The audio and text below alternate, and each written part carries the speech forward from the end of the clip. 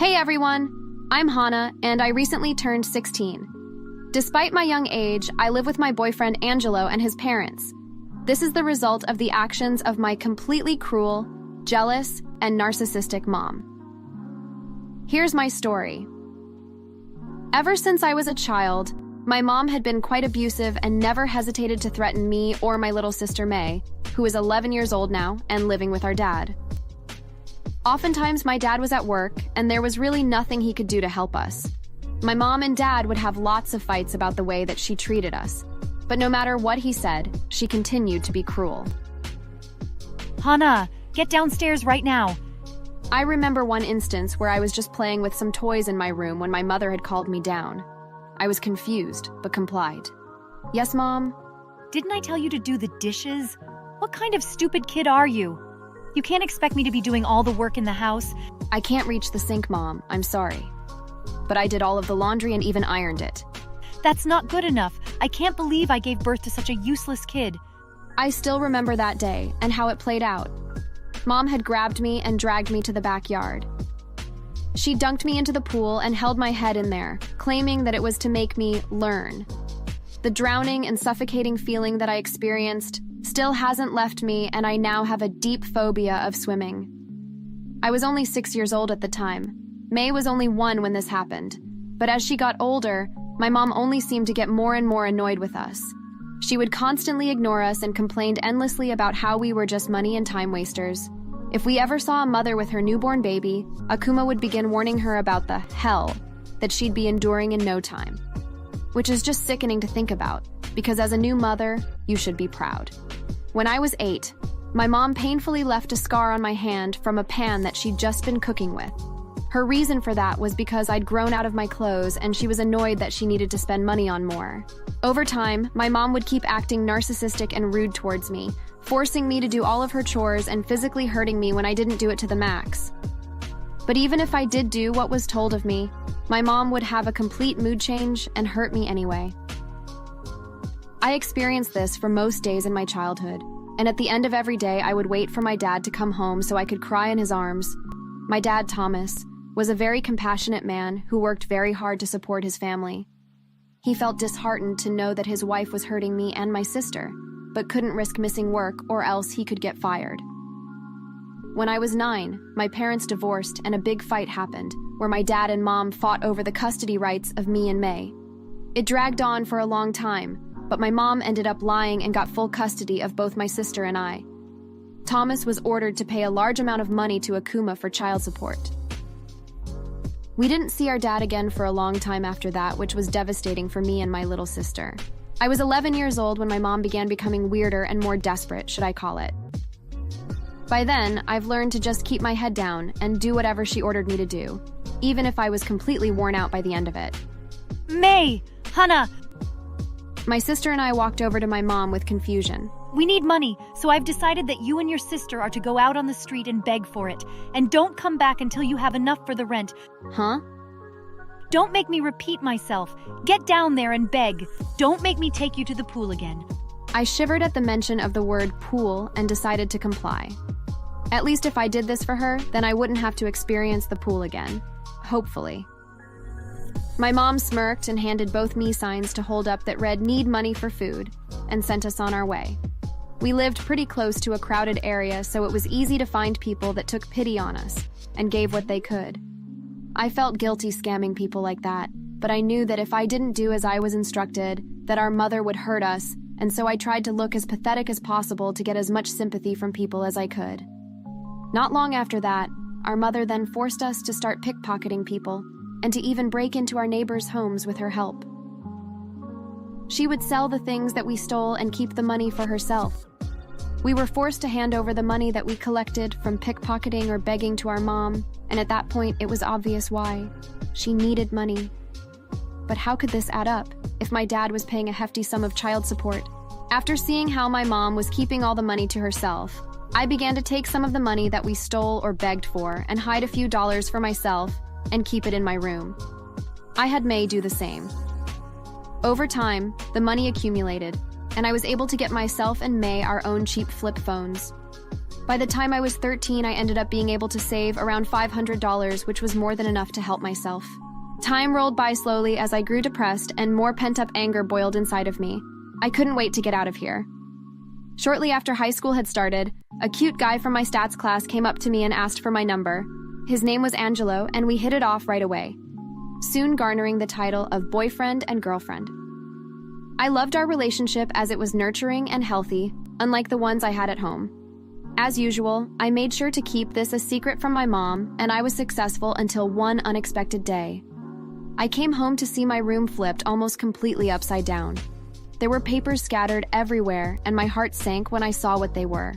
The love letters Angelo had written me. I turned to leave the room, but my mom happened to be blocking it. Mom?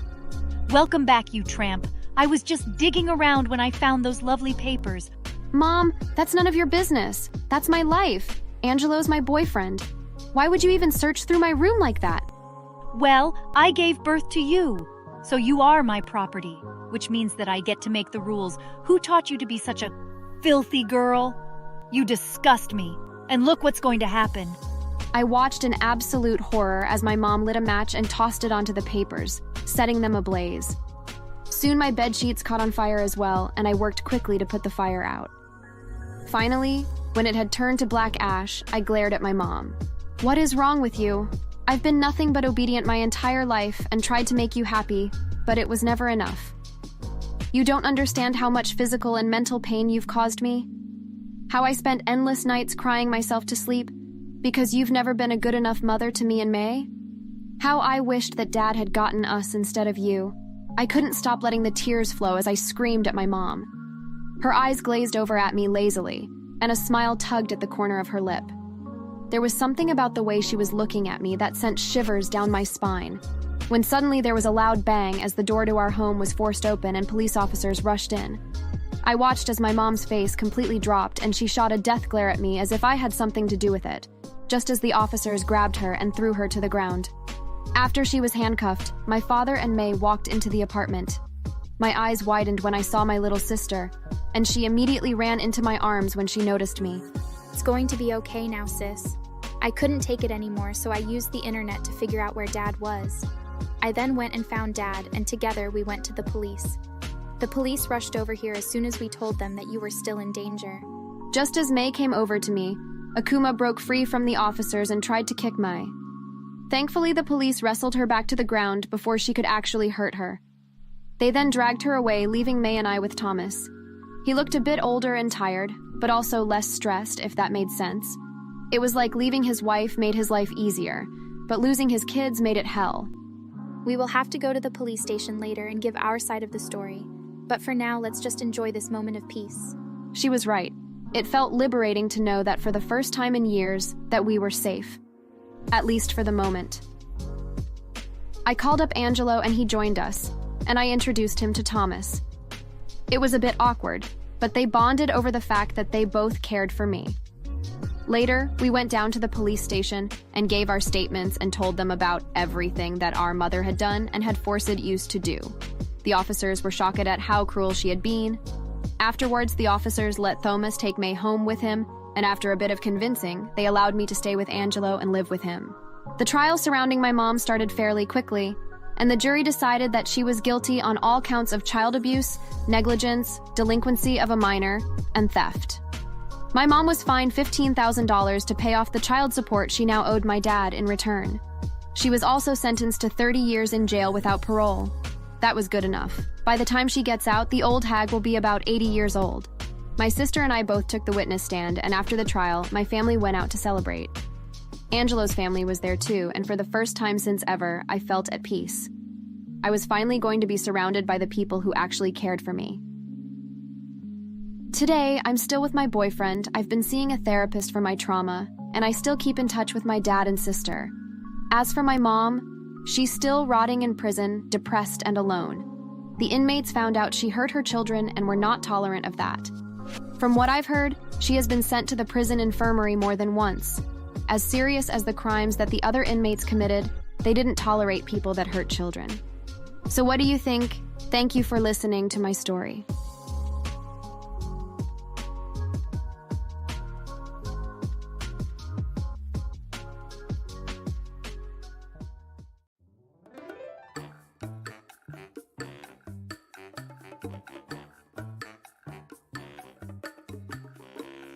Hi, my name is Jane, and I am 26 years old. I work as an editor for a media company, although I keep my name clear from the websites. I have 2 young sons, both of which are under 10 years old, and I also have a husband named Jeffrey. We've been together for about 9 years, and despite having the choice to purchase our own home, he had convinced me to move in with his mother, Lilith. I was honestly a little short in money at the time, and Jeffrey seemed close to his mother, so I agreed. Now here's what you need to know about my mother-in-law. She is what one might call a drama queen, and usually always gets what she wants by victimizing herself in every situation. Despite her age, she's considered to be an influencer. You know how that goes, flaunting around a camera all day, buying luxurious items to gloat and such. For the past few years, many possessions of mine had gone missing and conveniently ended up on Lilith's shelves. But I didn't have the heart to accuse her of such. After all, I didn't want to sever my children's relationship with their grandma, no matter how much of a thief she presumably was. Is that my dress? I just bought it a week ago. Nope, I bought this during my trip to Hawaii. Doesn't it look great? Where did my car go? Lilith, where did my car go? What?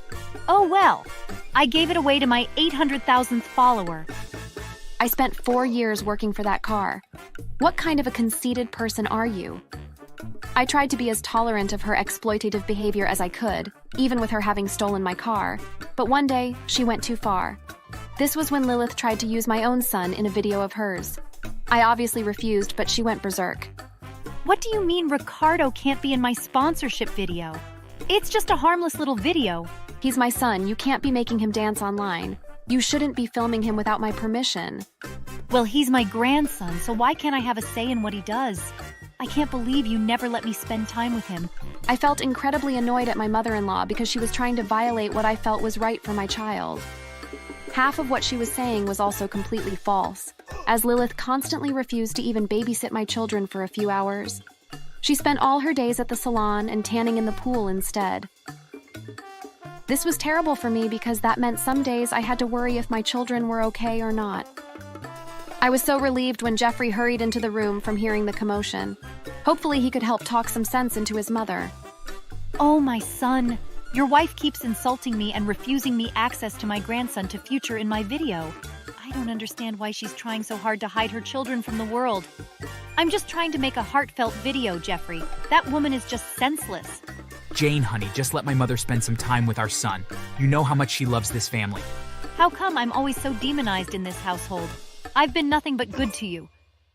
I'd be completely lying if I didn't say I was ticked off, because believe me, I was. First of all, how could my own husband believe such a shallow statement like that? I mean, it would make sense that he'd believe his mother over myself, as he'd known her his whole life. But at the same time, wouldn't that have made it easier to tell if she was lying?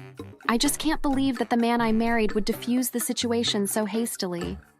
Ricardo was his son, too. Second of all, I hadn't done anything bad to my mother-in-law, so how was I demonizing her? In fact, I'd been the one taking care of her during her illness, doing most of the housework and paying for groceries for the family.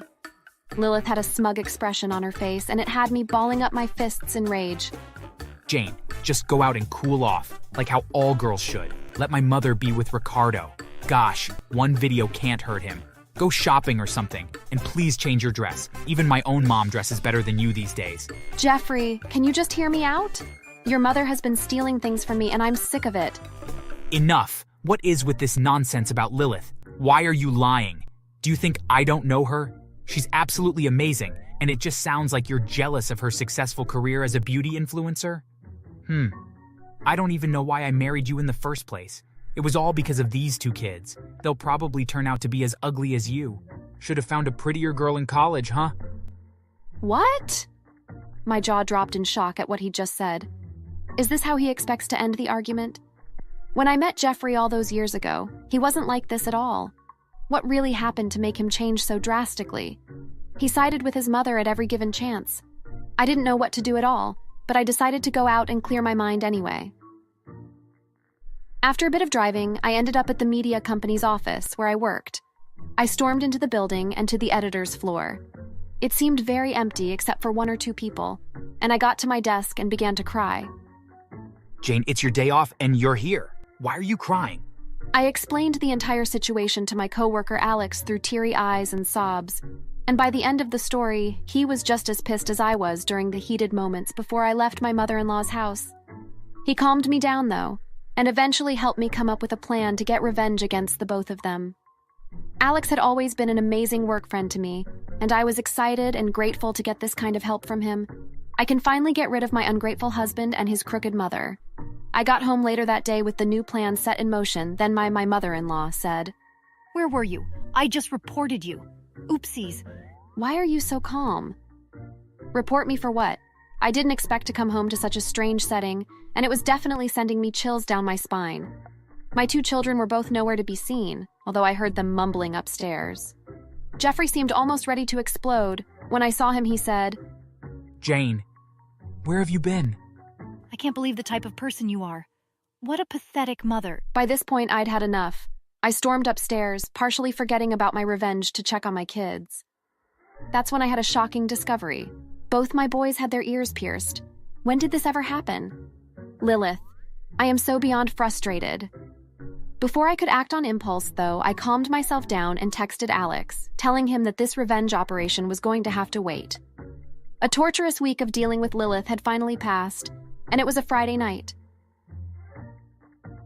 Both my husband and his mother had gone out to various clubs to party while I stayed at home taking care of my sons.